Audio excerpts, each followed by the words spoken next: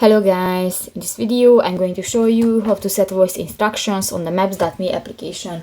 But first of all, I just want to mention, please don't forget to subscribe to our channel, because at 100,000 subscribers we are going to show you our YouTube revenue statistics and growth strategy, how to make money online.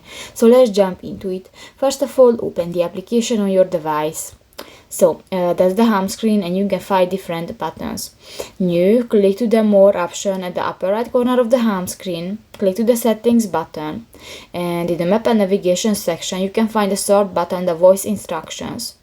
And here, if you want to enable the voice instruction, you can find the first option and click to the white circle icon, and if it will be turned blue, this function will be enabled, and you can select the voice language and you can set a different things for that function. So that's pretty much it for this video, guys. See you in the next one. Bye bye.